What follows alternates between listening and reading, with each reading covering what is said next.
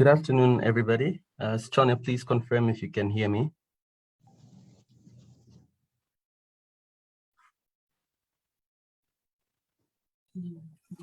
Yes, we can get you. Okay, thank you. A warm welcome to you all for joining us at today's town hall meeting. As you may be aware, the SEC has been running this town hall meeting as a point of interaction with the general public, trying to disseminate a wide array of information around capital markets. We are hosting today's town hall under the theme Regulatory Breaches and Enforcement Actions. This is our last town hall meeting for this quarter. I hope some of you have joined us in the previous ones for January and February, where we looked at frauds and scams in January and also looked at cryptocurrencies and forex trading, trying to look at the differences and similarities. And today we're going to focus on regulatory breaches and enforcement actions, looking at market conduct. I see there's still a few people joining us.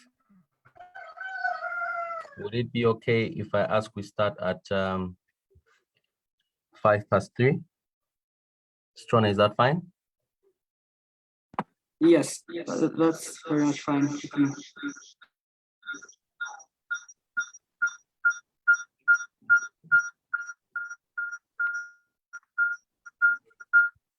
Our presenter for today is Ms. Duolukulu Mulondiwa.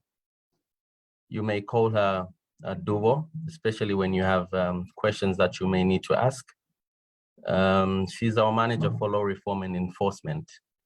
So please, we do encourage all of you to actively participate and ask questions that you may need clarification on, as well as make contributions that you think could make our town halls more effective and more interactive going forward.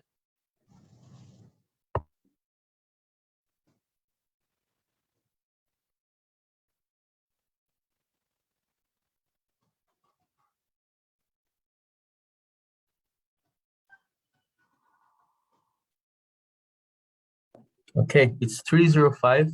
Before we proceed, as per usual custom, I'm going to ask our Director for Market Supervision and Development to make a few remarks. And I see Duo has a presentation ready, which can commence soon after the remarks are done.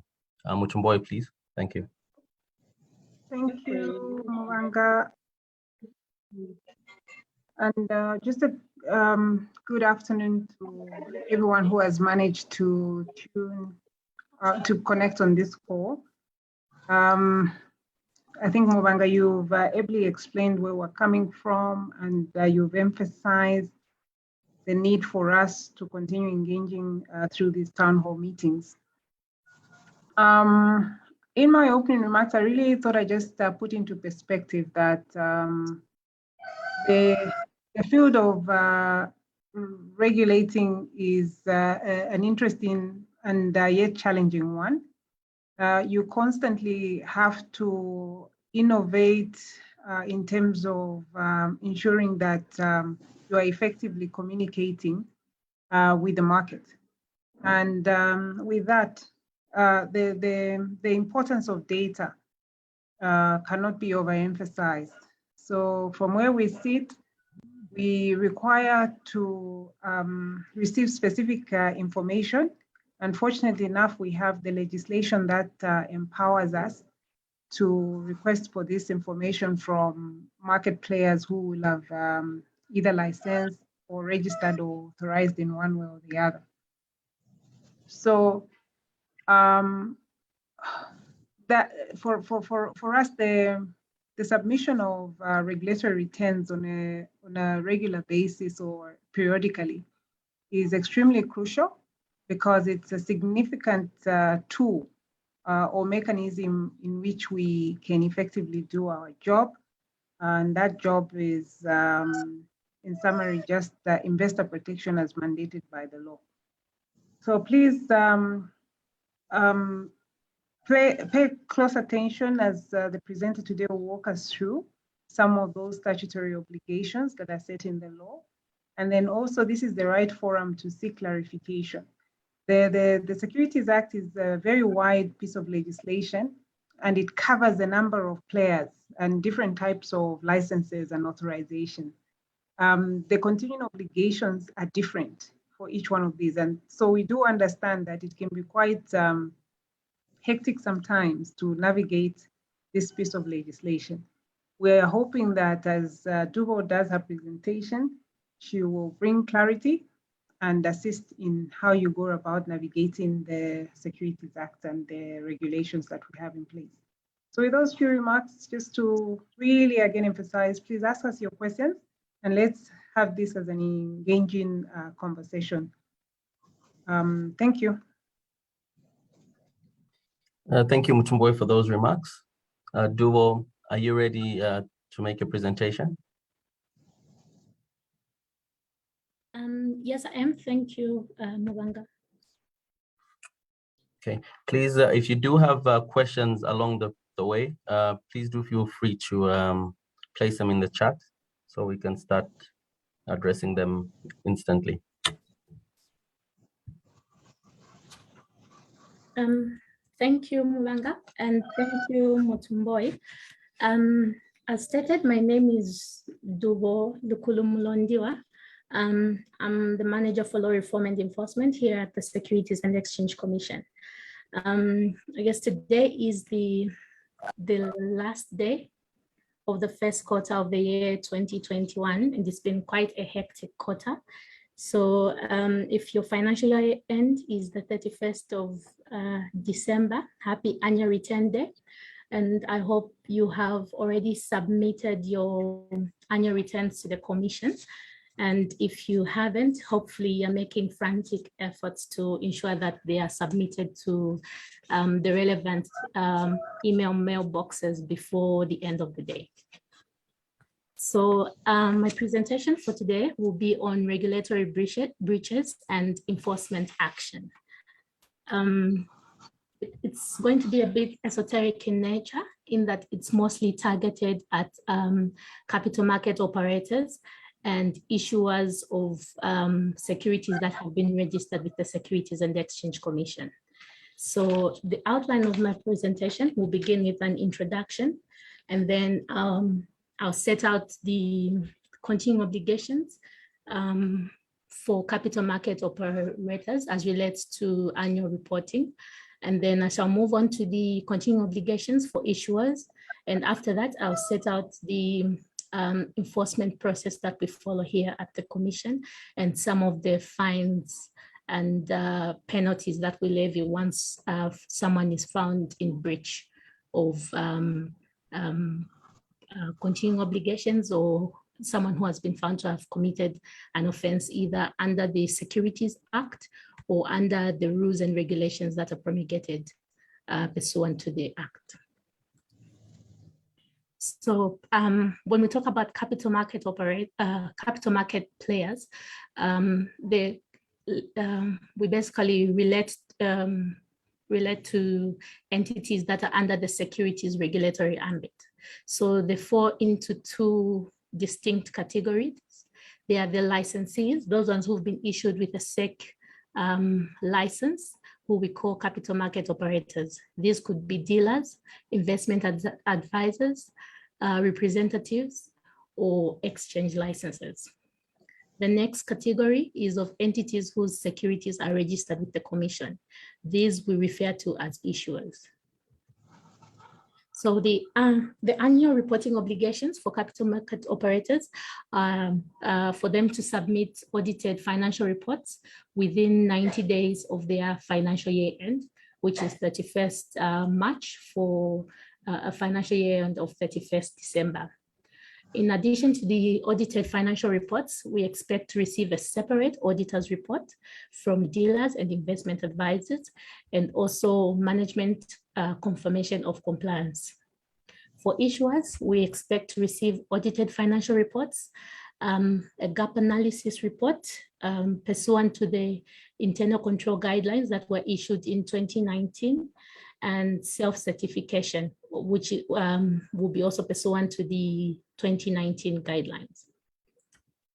So from the review of annual reports as at 31st October 2021, it was noted that compliance levels in the market are not at the level that we hoped that they would be, even though this is an improvement from the year 2020.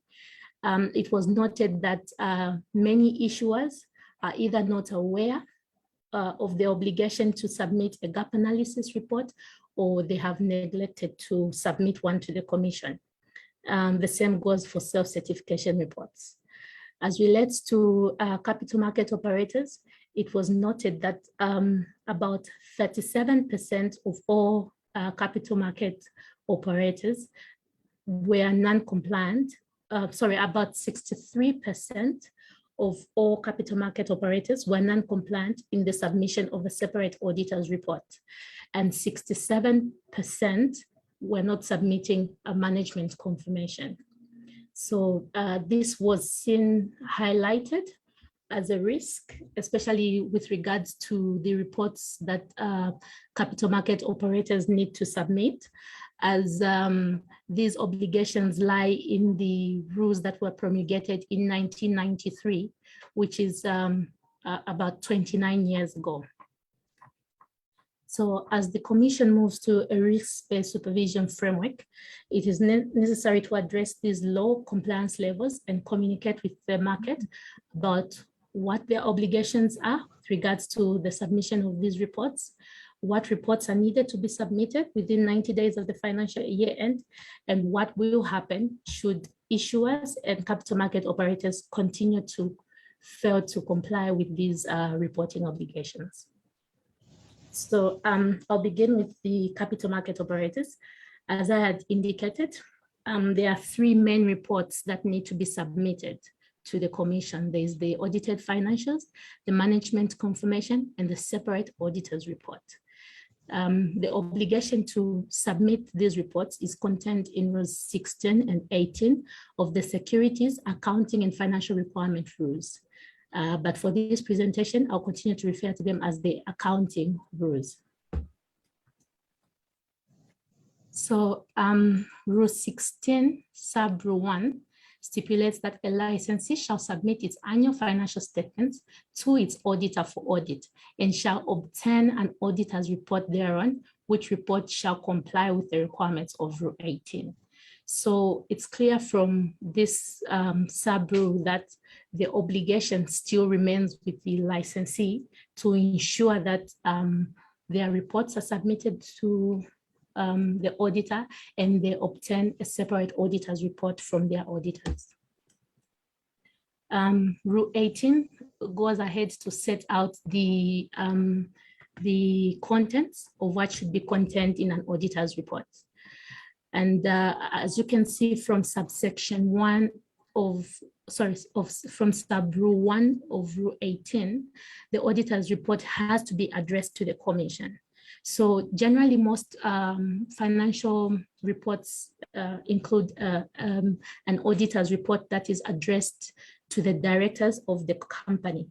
But the accounting rules require that a separate auditor's report is obtained from the auditors, which is addressed directly to the Commission, and which should state the few obligations that are set out in sub-rule 2 of Rule 18. In addition to Rule 18, the Commission promulgated a market guidance note to guide the market on what should be contained in the reports, the separate auditor's report that is to be submitted to the Commission. This market guidance note is available on the Securities and Exchange Commission's website. What is clear from this is that we reiterate the importance of ensuring that that report is addressed to the Commission, because the Commission is the intended user. The guidance note also includes a precedent that the auditor can adopt when creating this separate auditor's report for the Commission. Coming back to Rule 16, sub-rule 2B, it sets out an obligation on a licensee to confirm in writing that he has complied with each and every one of the accounting rules with which is required to, with each and every one of the rules with which he is required to comply, and that such further information or confirmation as the Commission may by rules require from time to time.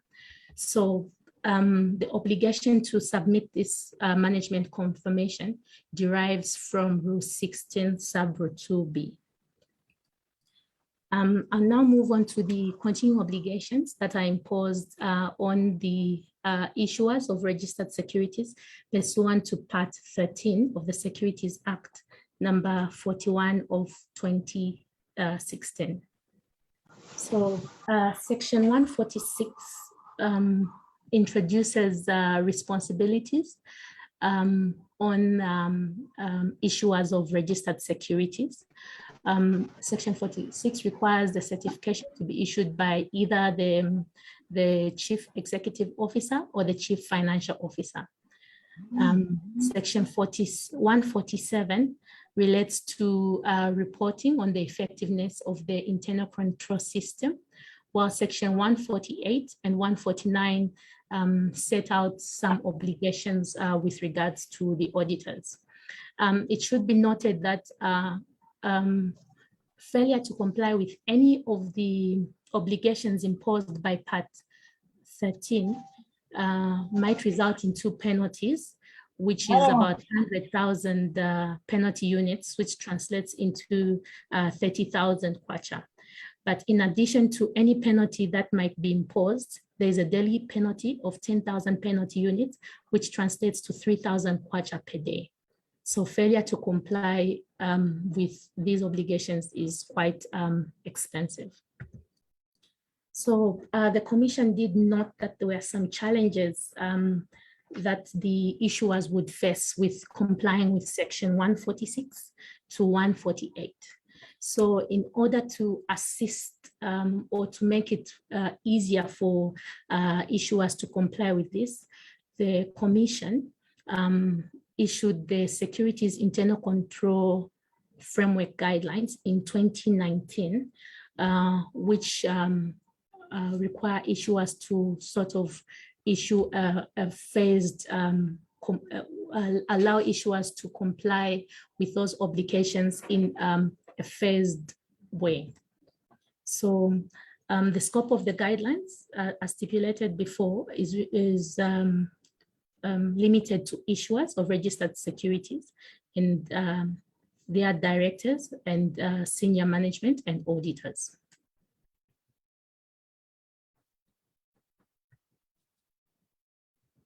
One of the obligations that is imposed on issuers from these guidelines is the requirement that a gap analysis report should be submitted to the Commission, as well as a self-certification by the issuers.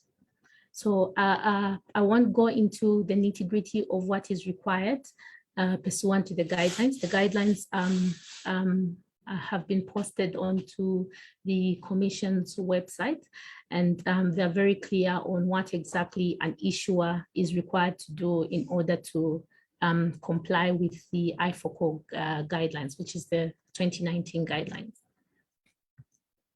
In the interest of time, I'll move on to the enforcement.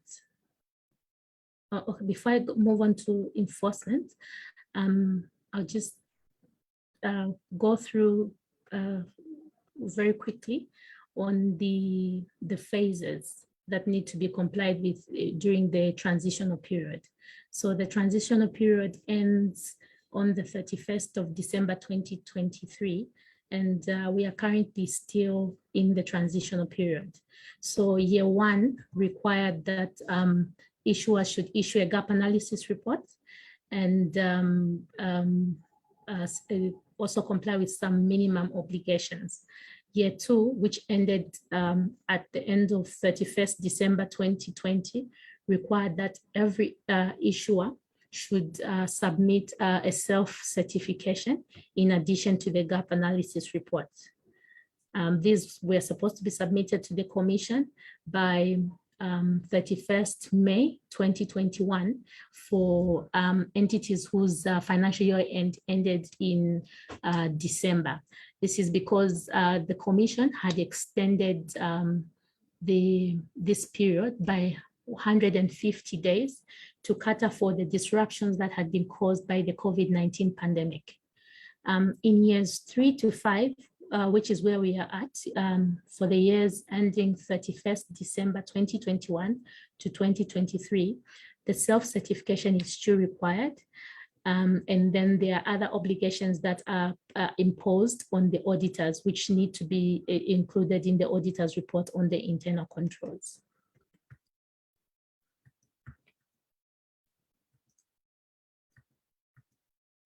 So I'll move on to the enforcement section. This will deal with, I'll briefly explain what happens when an entity who is under the regulatory ambit of the Commission fails to comply with any continuing obligation, or whether they breach any of the provisions contained in the Securities Act or the rules and regulations that are promulgated under the Securities Act. So on this screen is contained a flowchart which sets out how exactly most enforcement actions are begun and undertaken by the Directorate of Enforcement and Legal Services here at the Commission. So usually it begins by when we receive a complaint from the front-facing directorate, which is the Directorate of Market Supervision and Development. This is the directorate that deals with capital market operators and issuers on a daily basis. So once the officers in DMSD flag a breach of the act and the rules and regulations, which they feel is serious enough to warrant enforcement action, they send it down to the Directorate of Enforcement and Legal Services. Once we receive this complaint from DMSD, we take 2 steps. So if we believe that the information that has been submitted to us by DMSD warrants further investigation, then an investigations officer is allocated to that complaint to conduct investigations. But if the evidence doesn't warrant an investigation, the matter is closed and there are no further steps taken on that matter. However, if the evidence warrants investigations, then the matter would be investigated. So I'm just going to go down and focus on a complaint that is received that goes all the way down until enforcement action.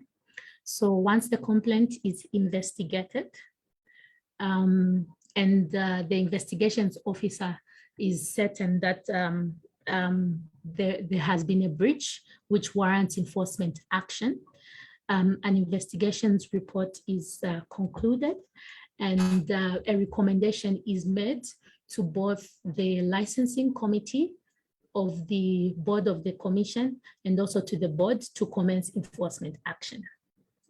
Once we get a resolution from the board of the commission to commence the enforcement action, a show cause letter is sent to the person, whether it's a licensee, an issuer, or any other person who has infringed the provisions of the act and the rules. And this person is asked to show cause why enforcement action should not be taken against them. If the response we receive from this person is satisfactory, then the person is the matter is sent back to the licensing committee through for the matter to be closed if the information is enough to exonerate the person. However, where the response is not satisfactory, there are two options that the Directorate of Enforcement and Legal Services might take. The Directorate might either request for additional information or clarity from the affected person, or if the information that has been submitted is sufficient, the Directorate can then draft a recommendation to the board of the commission through the LC to take enforcement action against this person. So there are certain instances where the person has been written to show cause and they do not respond to the show cause letter, or they do not respond within the stipulated time frame.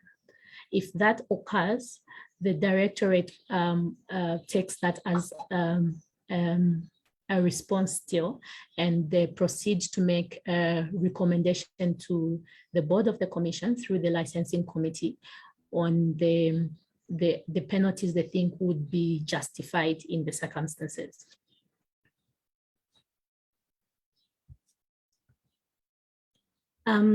Once a person is, well, maybe guilty is not the word, but once a person is deemed to have breached any of the provisions of the Securities Act or the rules and regulations, there's a framework that the Commission has come up with to punish offenders. So for the failure to submit annual reports, as you can see, the penalty for first-time offenders is 10,000 kwacha.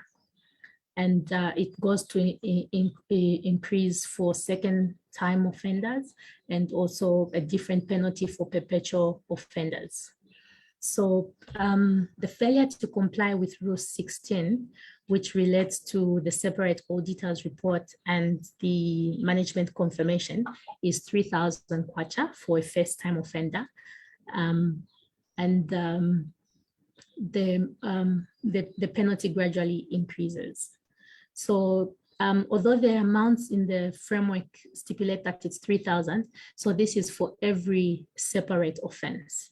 So failure to comply with, failure to submit the management confirmation or a separate auditor's report is a separate offense from failing to submit a report that is compliant with rules 16 and 18 of the accounting rules. So you might find that from one misconduct, there are several different offenses that might be charged. This brings me to the end of my presentation. This presentation is coming on the 31st of March 2022, but it is hoped that all issuers and capital market operators have whose year end ends on the 31st of December have submitted their annual reports, in addition to the self-certifications, the gap analysis, the separate auditor's report, and the management confirmations. If you have not done so, I would urge you to do so as soon as possible. And as presented in the graduated files, you need to remember that if you hadn't done this previously for the annual reports that were due in 2021, which were the 2020 annual reports, a failure to submit these reports in 2022 marks as a second offense. And since we've brought it to the attention of capital market operators, and these obligations have been sitting in the law for a few decades, it is expected that capital market operators will know of the obligations that are imposed on them, and they'll be able to comply. And if they do not comply, then we will be forced to to levy the relevant penalties against any capital market operators that do not comply. Thank you. Thank you very much, Duvo, for that presentation. I hope participants found it quite valuable. You did mention March. March is a very special month for us. Away from the fees and compliance, on a lighter note, we're just coming from commemorating the 2022 Financial Literacy Week. We hope participants here did participate in one way or the other. We were commemorating it under the theme, Be Money Smart, Build Your Future, Be Money Smart. We hope that you will be with us along the way. We will be holding awards and we will be calling out for registrations of those that participated in one way or another. So I take this opportunity just to inform you to look out for that public call for those that did participate in one way or the other to be considered for the upcoming awards later in the year. We will proceed to the Q&A session.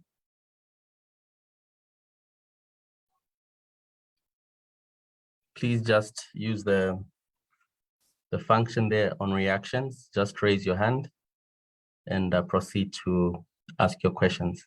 The floor is open.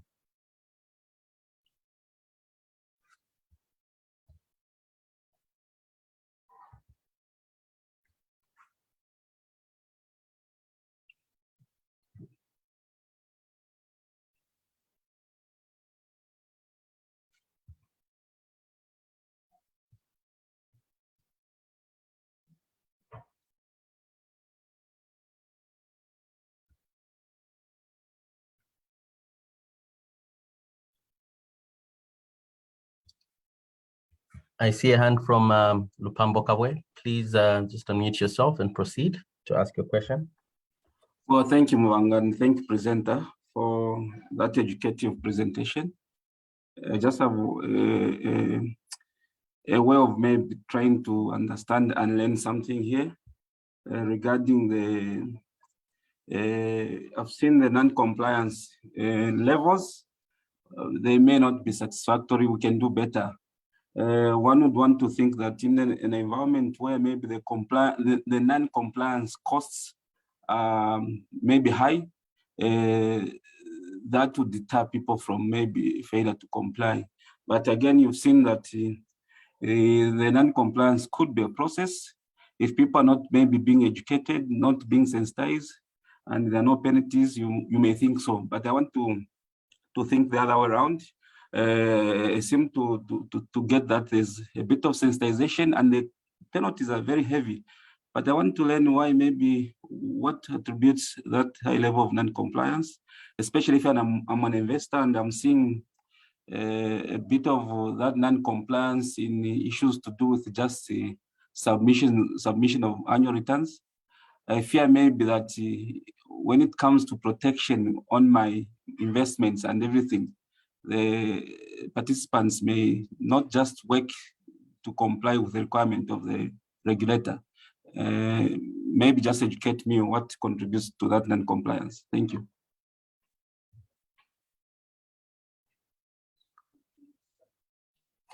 Duvo, would you like to respond to that, or should we get another question? I can respond to it very quickly. All right. When we saw these compliance numbers, we did reach out to several of our licensees and issuers. And I think a theme that was running through most of the responses is that several of these entities under our ambit might not know of these obligations. Especially, I think most assume that the auditor's report that is contained in their financial reports, the auditor's report that is presented to their AGMs is sufficient. So they might not be very conversant with the obligations imposed by Rule 16 and 18 of the accounting rules. So we do note that that might be a risk, especially considering how long this has been sitting in our laws. And we are hoping to engage with our licensees and issuers as much as possible to ensure that going forward, they are compliant with these rules. You also mentioned that the penalties are high. I think the penalties were set that high in the act to sort of enforce compliance, because then if someone is afraid of paying very hefty fines, it might force them to comply with their continuing obligations within the prescribed timeframes. I hope that answers your question. Thank you.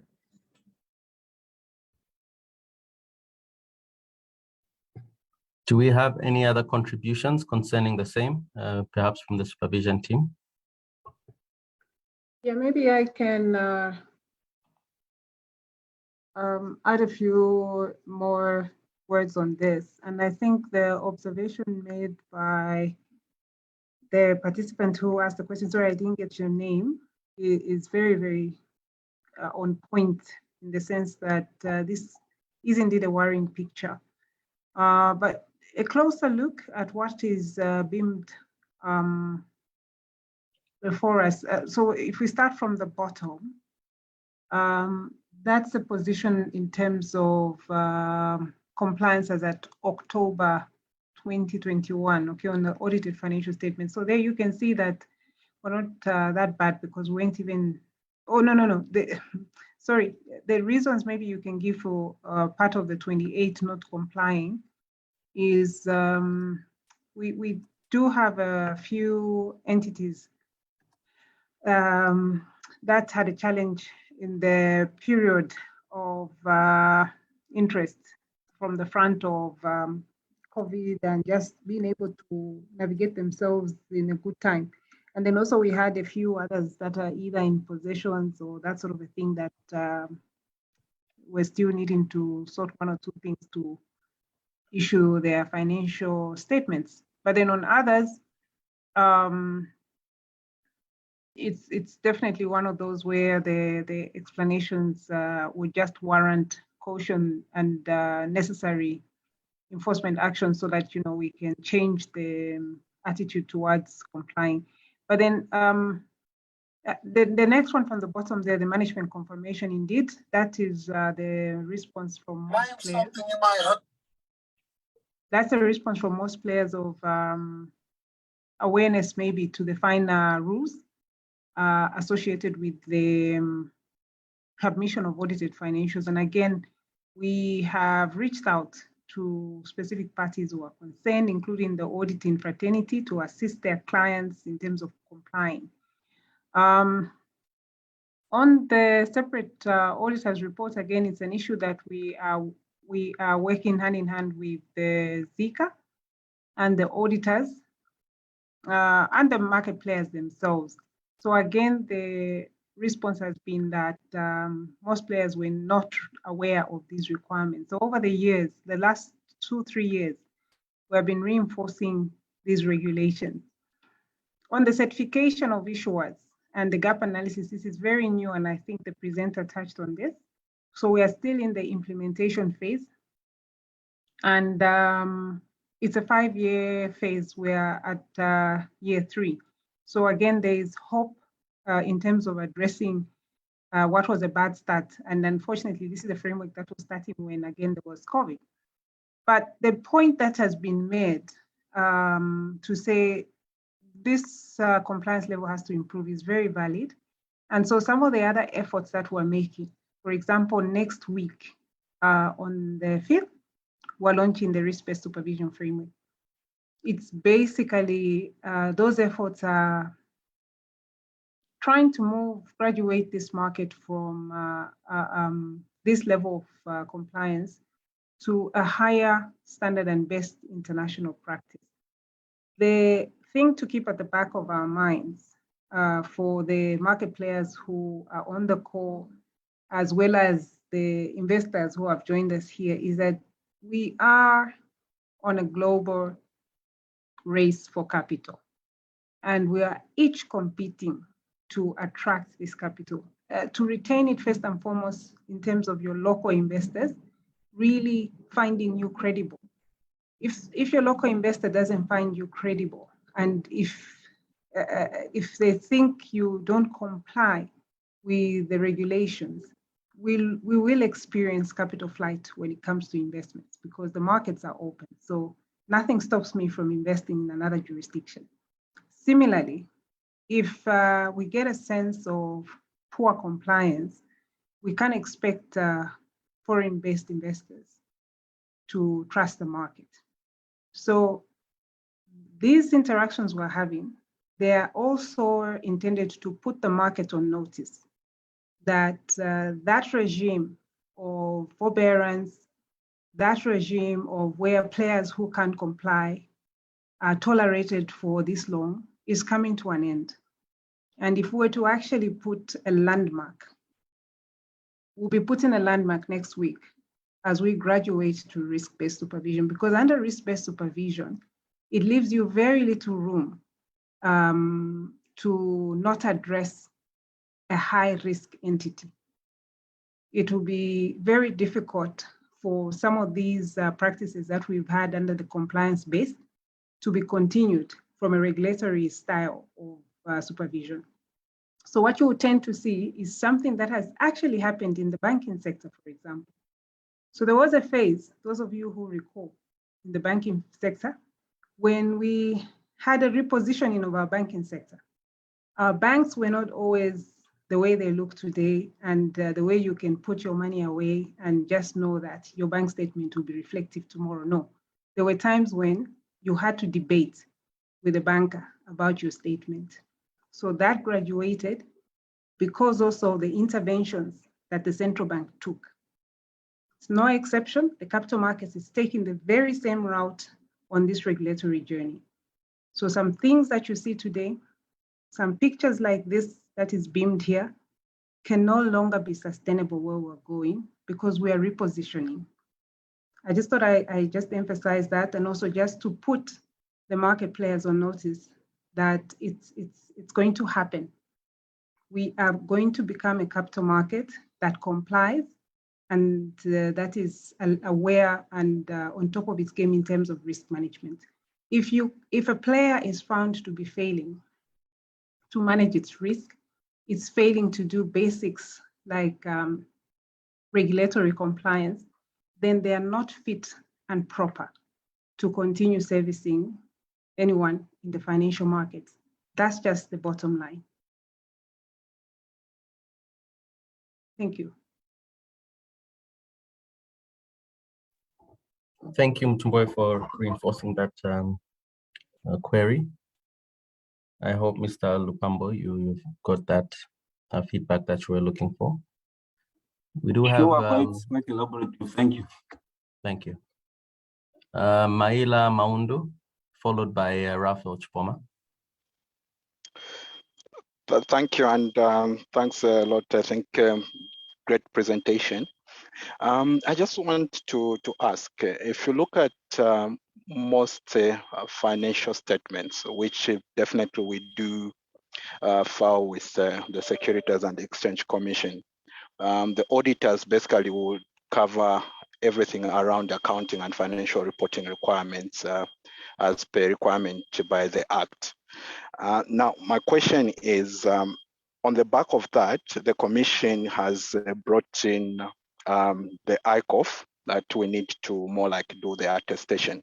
One, in what format? Is there a template which we need, especially a self-certification, how it should be done and all that? And I think probably we'll need some guidance around that.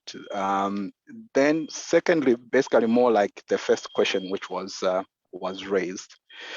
Because if you look at just from the audit bit of what we do, basically all accounting and internal controls will be covered by the auditors. Why is the Commission requesting that we do this self certification or attestation around internal controls and over financial reporting? We feel to some extent maybe it could be a duplication of effort, looking that the auditors would have done the audit around financial controls and then they come and do the certification when ideally that is covered in the annual financial statements. Thanks.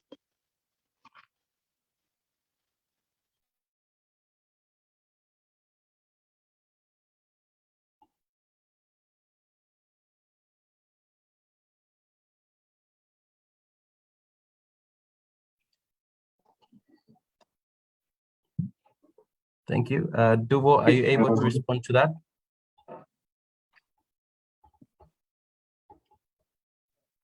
Perhaps we can ask Nonde Yeah. to respond to that. Yeah, and indeed, thank you, Mr. Is it Mr. You said Mr. Chipoma, for the question. I think there's two angles to look at how the guideline was developed. In that, when it comes to anything to do with accounting and auditing, the primary regulator for that is the Zambia Institute of Chartered Accountants, ZICA. So in developing the guideline, we actually collaborated on this project.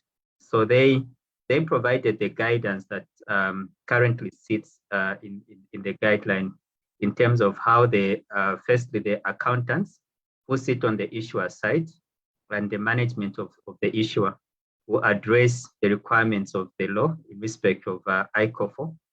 And then secondly, how the auditors would then undertake their work and opine on the same systems of internal control. So the guidance that came out was, as you've said, that yes, the financial statement audit is separate work that's done, but taking into account, I believe the additional risk that the auditors are being asked to undertake, and also the ICOFO reporting requirement was actually deemed to be a separate engagement. And hence, those are the things that have led to the things that you've rightly pointed out that are duplications. And that's certainly the feedback that we've received from the entities that have complied, that they feel that there's a duplication. They didn't see why the auditors did not rely on the controls that they had tested as part of their financial statement audit, because those controls are on significant and high risk areas of the financial statements in any case.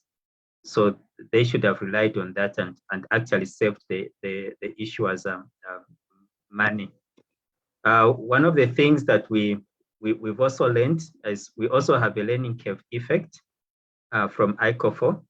One, everyone basically in Zambia had to come to grips with what is this animal called ICOFO, what is required.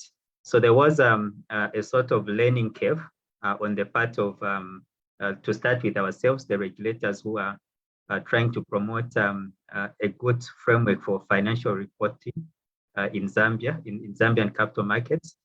On the part of the issuers who are being asked to implement these controls and make sure that they operate, that they're effective, and that at the end of the day, we have a set of financials that investors such as the gentleman who asked the question earlier on can actually rely on and be able to make decisions in terms of their investment in the issuer. And then there was also a learning curve on the part of the there was also a learning curve on the part of the auditors, because they also had to figure out how they then comply with their ISAs, which are quite prescriptive in terms of what sort of assurance report you issue. If it's a financial statement audit, if it's a specific requirement that's been made in the law, then they become the subject of perhaps another ISA requirement. So there is a learning curve. And one of the things that we are exploring at the moment is to adopt what we are calling integrated audit and make sure that we have a regulated framework that supports that. And what that does, Mr. Chipoma, for you is your auditors will come and do an audit of your internal controls, And in so doing that audit, they are then also opining on the financial statements. So you won't have to have two assignments, and they'll be producing an integrated report where they both tell you that yes, your numbers presented true and fair view, and on the other side, they're also telling you that there were no material deficiencies in your systems of internal controls. So quite a number of factors which really came to play and resulted in this grim picture that we are seeing in terms of ICOFO. The one good positive, if I may close on that, is none of the issuers that have complied with this or are struggling to comply with this have actually said that this is not adding value in terms of improving their processes within the institutions and also enhancing controls and the information that is ultimately flowing to shareholders. So for me, I think that's a positive, and we hope that then that can translate into a greater investor confidence in the financial reporting in the country. And also maybe just to add that because with issuers, we do not go into the kind of detail that we go into when regulating, say, a licensee. Our framework with issuers is primarily based on a disclosures framework, and the ICOFO actually does cover a lot of that because it covers the accuracy of the numbers being reported, and it also covers the accuracy of the disclosures. So in terms of the RBS that we spoke up, that Mutumboi spoke about earlier, you're actually ahead of that curve in terms of writing the regulatory waves that are sort of sweeping across the country, because you already have a framework that governs how you fit into the Commission's risk-based supervisory framework.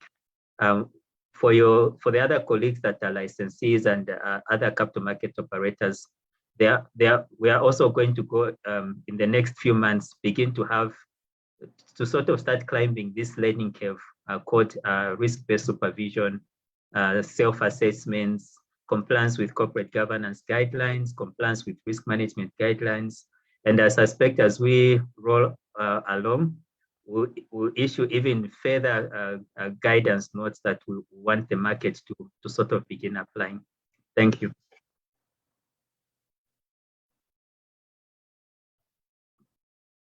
Thank you, Ange.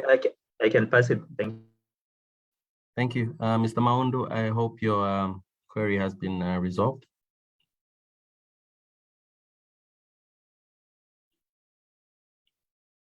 Yes, thanks. The only one, I think it's in what form would the attestation look like? Is there a template, or it's something which just the auditors should be able to document that they are comfortable with the internal controls, which I think it's hanging. Okay, actually the guidelines do have examples of the reports that can be submitted, but we can share that the link which has the templates at the end. But we have prescribed in the guidelines in terms of what is the form and content of the management attestations, and what is the form and content of the auditor's report, assurance report on ICOFO.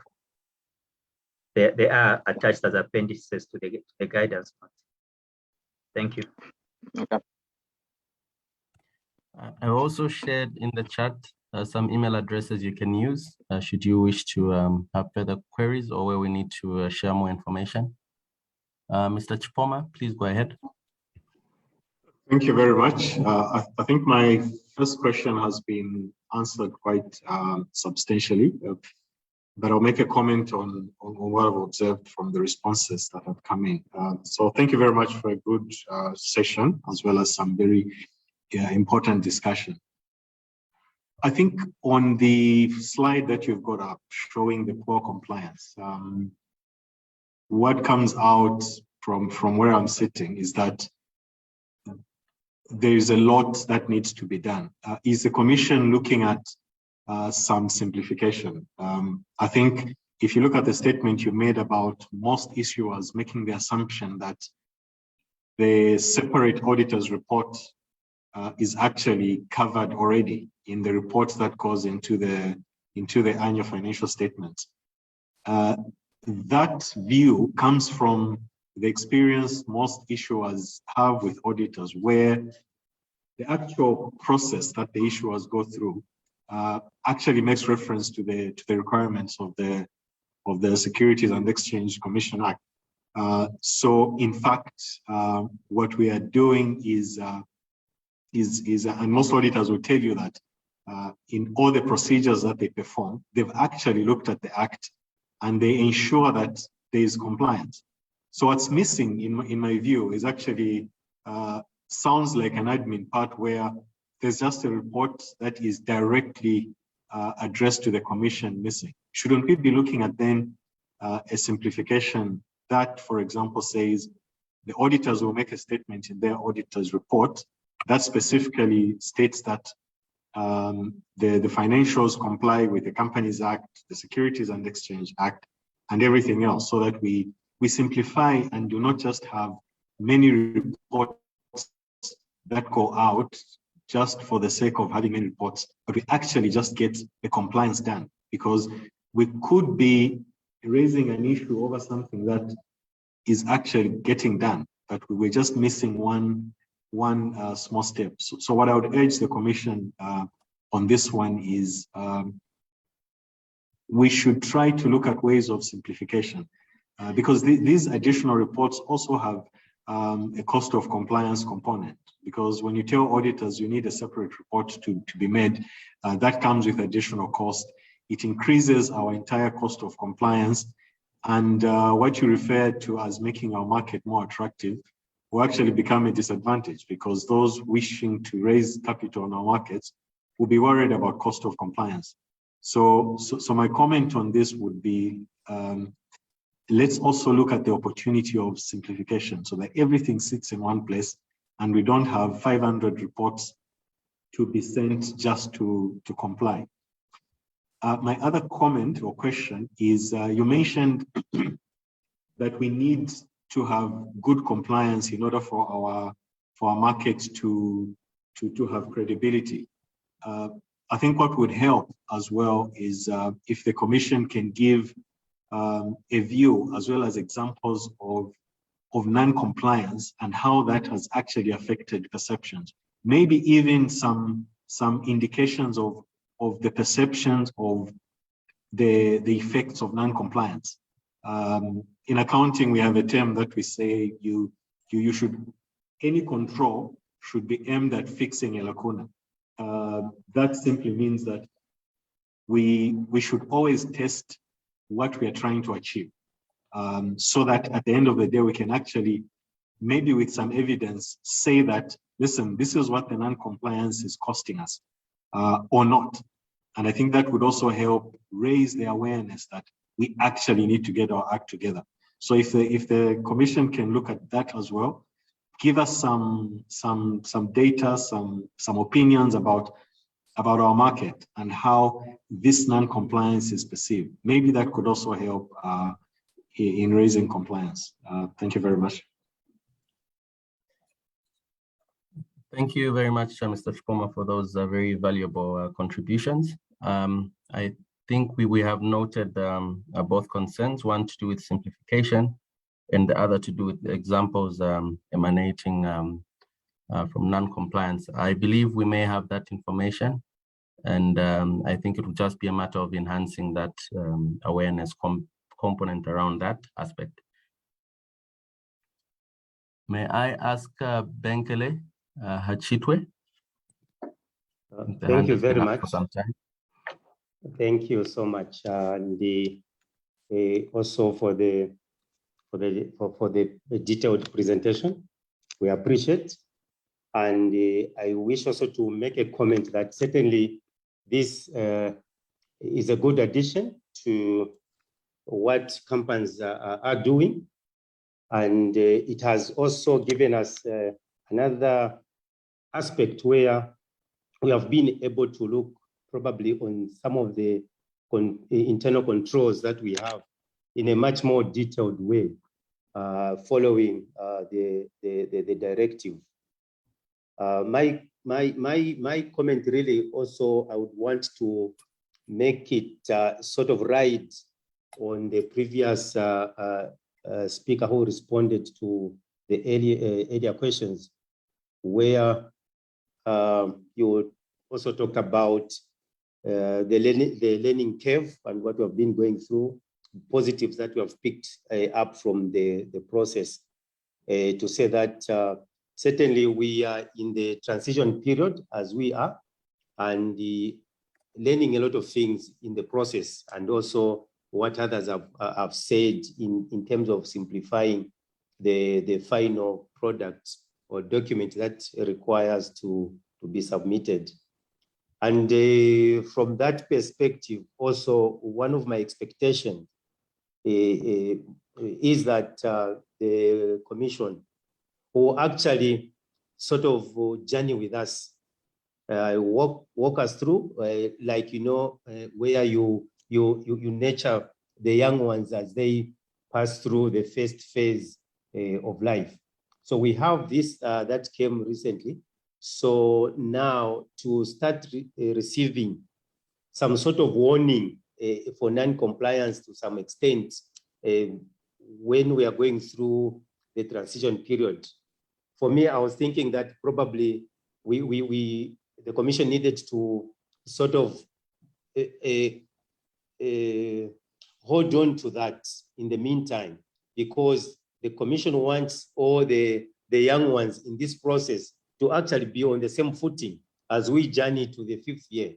And then whoever probably sort of dragging behind is helped, you know, to step up rather than to receive some sort of stern warning for non-compliance during the transition period.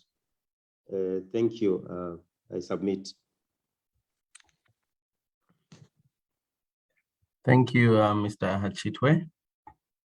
The submission is well noted. We are almost past the hour. I will allow probably 2 or so questions as we wind up the program. Mr. Nundwe, please go ahead. Thank you very much. I would like to find out what a management representation report is. Management confirmation of compliance. You just elaborate on that.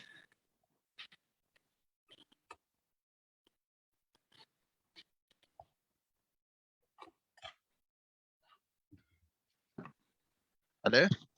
Hi. Oh, sorry. Hi, Mr. Nundwe. So the management confirmation relates to the capital market operations, not the EPS. It's contained in the accounting and financial requirement rules at section 16. At rule 16 sub rule 2B, which says that the licensee shall submit his audited report to the Commission together with confirmation in writing that he has complied with each and every one of these rules with which he is required to comply, and such further information or confirmation as the Commission may by rules require from time to time. So this is a requirement that's set out in rule 16(2)(b) of the accounting and financial requirement rules. Okay, so is that in form of a letter as we are submitting the financials? Yes, it's a confirmation by the licensee of compliance. Yes, it can be in form of a letter, just to confirm.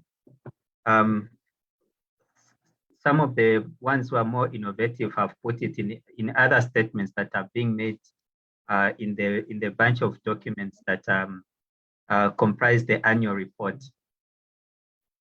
But the most important thing is it has to be made and signed off by either your senior management or your board of directors, as it were.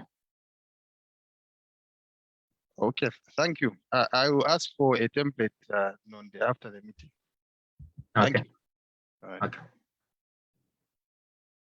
Mubanga, maybe I can make a few more contributions in view of some of the issues that were raised by Mr. Chikoma, if that's fine. Please proceed. Yeah, I think, and correct me if I'm wrong, it may not have been Mr. Chikoma who raised the issue of the implications of non-compliance. I think somebody earlier could have raised this.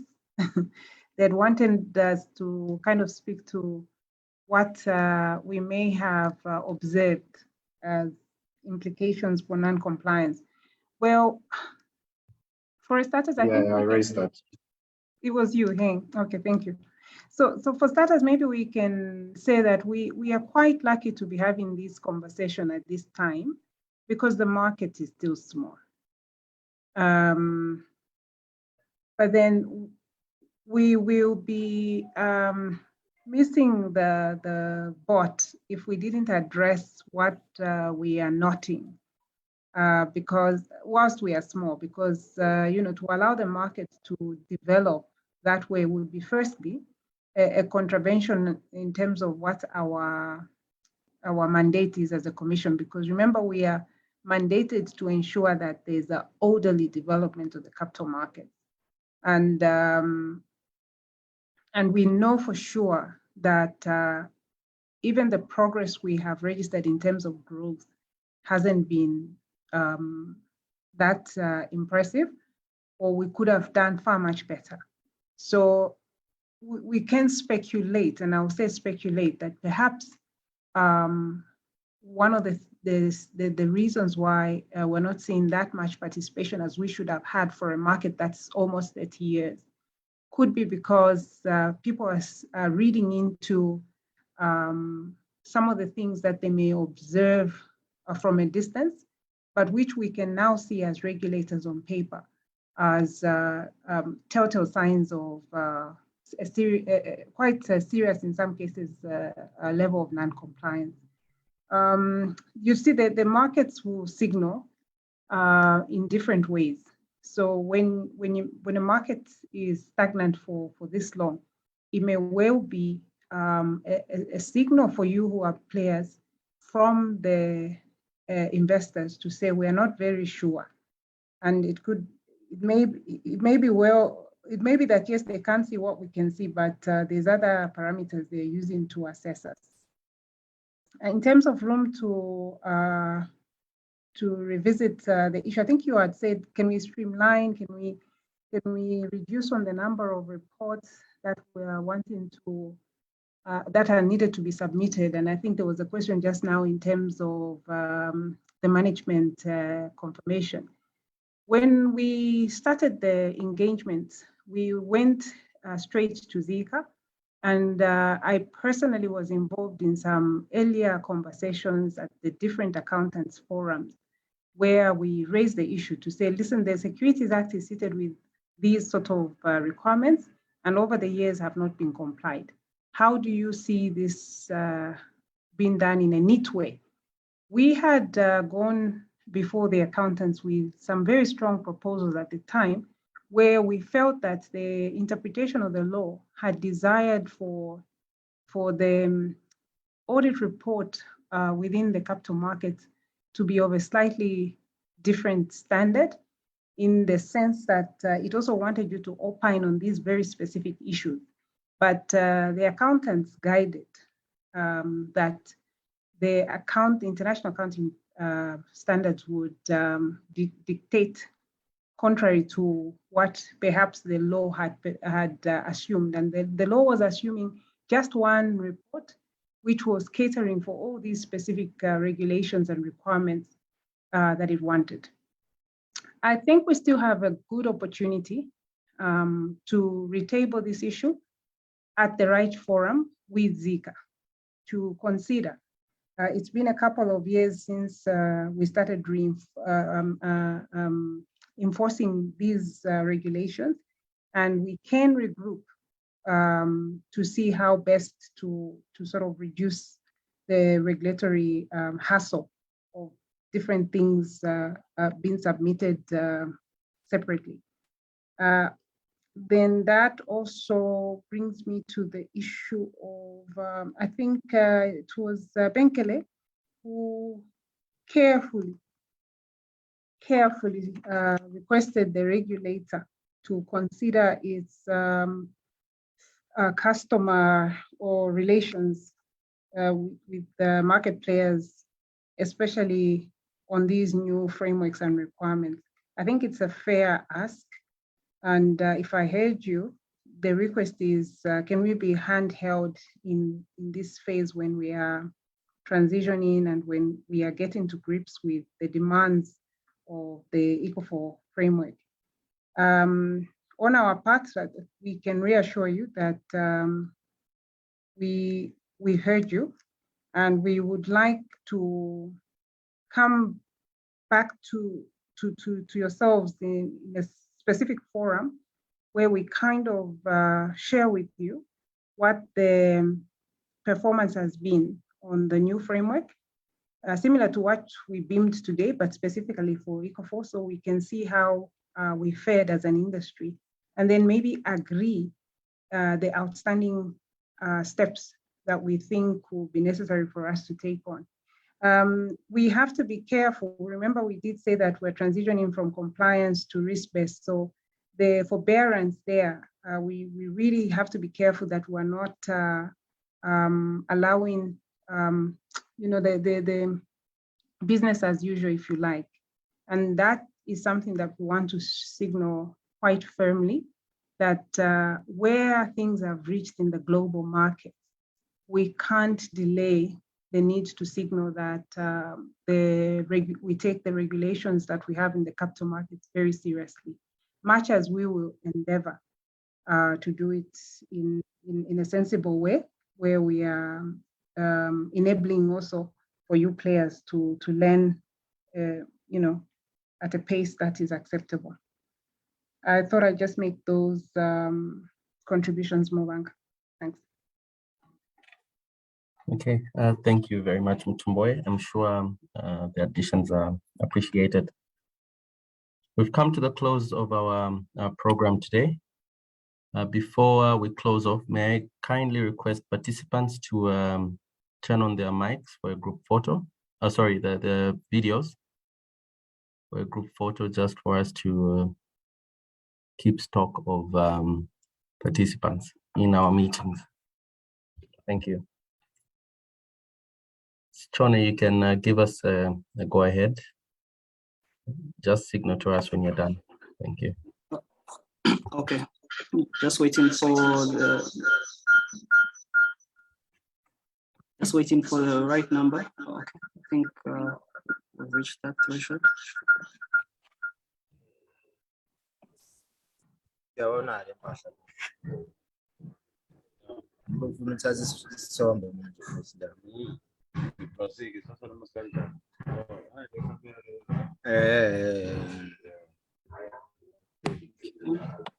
H2.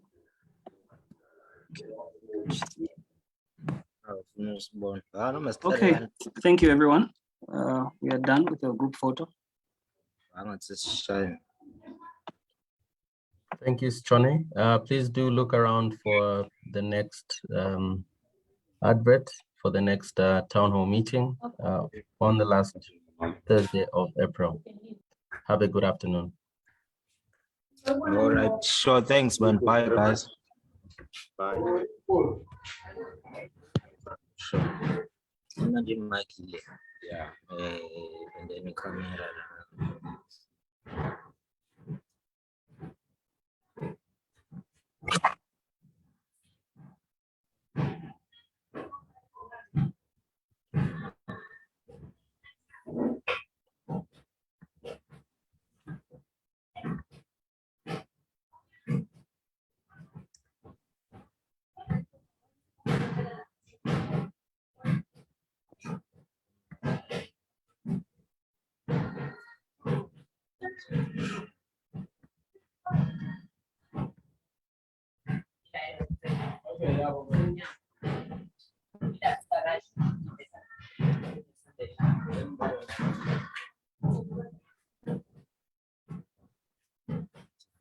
April.